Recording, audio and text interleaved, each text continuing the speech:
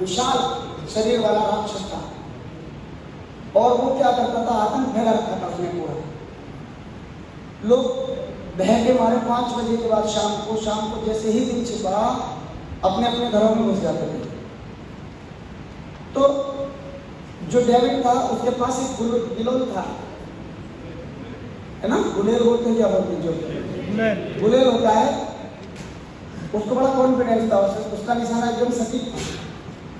तो जब जैसे ही वहाँ पे अंधेरा हुआ तो सब लोग अपने अपने घरों में घुस गए। तो उसके परिवार वाले बोले चल अंदर चल। बोला क्यों डर रहे हैं इतने लोग? बोला गोलियत खा जाएगा मारेगा। सही है। बोला गोलियत कौन है? बोला बहुत बड़ा राक्षस है। तो बोला तुम तो इतना बड़ा गांव हो गए, एक राक्षस से डरे, मार क्यों नहीं देते थे? बोले तुझे नहीं पता कितना बड़ा शरीर है उसका। बोला आज मैं मार दूंगा। बोले नहीं अंदर चल। तब तो उसको अंदर ले गए, लेकिन वो चुपके से वापस आ गया। उसने देखा तो राक्षस आ गया, उसने मार दिया। सुबह को देखा तो राक्षस पड़ा वो। सब लोग इकट्ठा हुए, किसने मारा? बोला मैंने मारा। बोला इतना बड़ा शरीर इसका तूने कैसे मार दिया? बोला इतना बड़ा शरीर तो कभी तो मार दिया, मैं साला जहां भी आंख बंद करके भी मारता था तो इसी में लगता था। समझ में आ रहा है? जिस विशाल शरीर से लोग डरे हुए थे उसी विशाल शरीर का फायदा उठाया। सही है। तो नजरिया पॉजिटिव होना चाहिए, सब कुछ संभव है। ठीक है। एक आदमी ने टाइम पूछ लिया, एक पागल आदमी से एक बंदे ने टाइम पूछा। उसने उसके हाथ में जो डंडा था उसने एक मारा खींच के, बोला एक बजाए। तो उसने बोला धन्यवाद भाई साहब समय बताने के लिए। एक व्यक्ति वहां से गुजर रहा था, उसने बोला भाई तेरे एक डंडा मार दिया और तू धन्यवाद क्यों कर रहा है? इसके लिए भी और ऊपर वाले के लिए भी। बोला भाई साहब मैं धन्यवाद इसलिए कर रहा हूँ, काश मैं 1 घंटे पहले पूछ लेता। कितनी पढ़ते?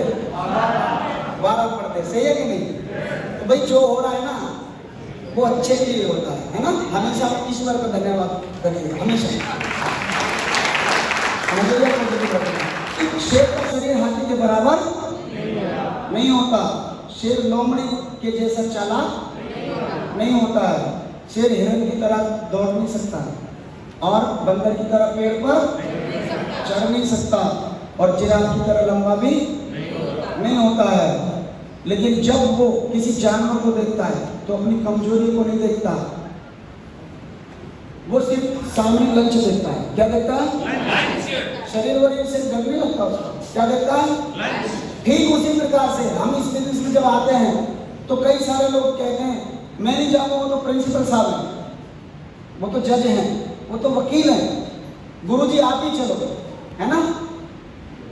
वो जो भी जज हैं, वकील हैं, मास्टर जी हैं, प्रिंसिपल है, वो अपने प्रोफेशन के हैं। समझ में आ रहा है? हमें सिर्फ उनमें क्या देखना है? सामने डिग्री। क्या देखनी है? ये मेरी डिग्री है, डायमंड बनाना। समझ में आ रहा है कि नहीं आ रहा? चिंता की जरूरत नहीं है, कोई नहीं है। आप जाके अपना प्लान ठोक दो। प्लान ठोक के क्या करना है? ये है मेरी डिग्री, डायमंड बनाना। सही है।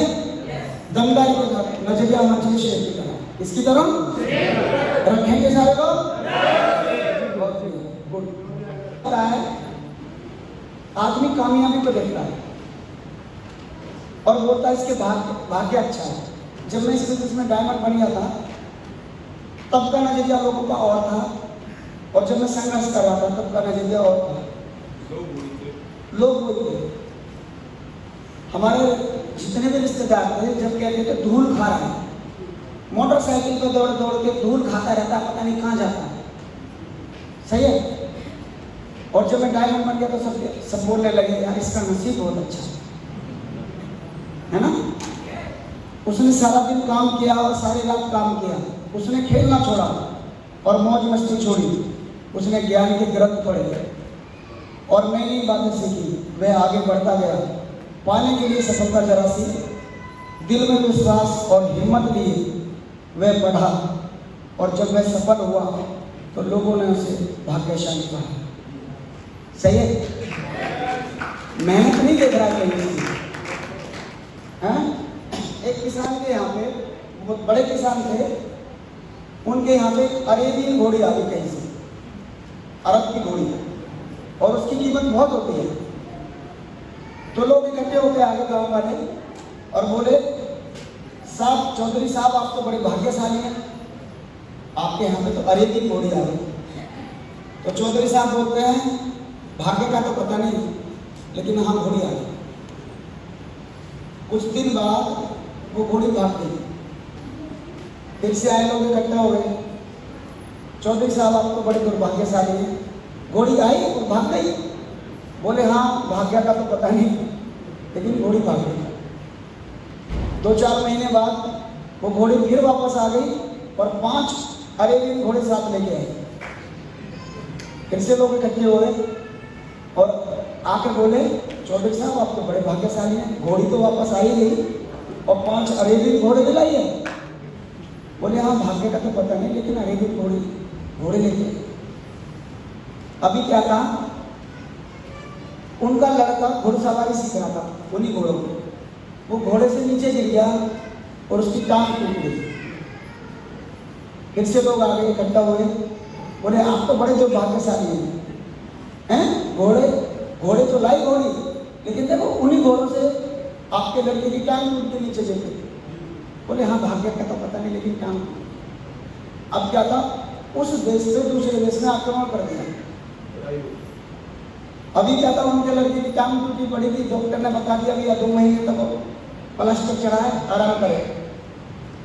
हेलो, जब दूसरे देश ने आक्रमण कर दिया तो सरकार का आदेश हुआ, जितने भी 18 साल से ऊपर के लड़के सबको भर्ती कर दो, लड़ाई में भेजना। सबको उठा के 18 साल से ऊपर के जितने भी है सबको बुला लिया गया, सब युद्ध में मारे गए।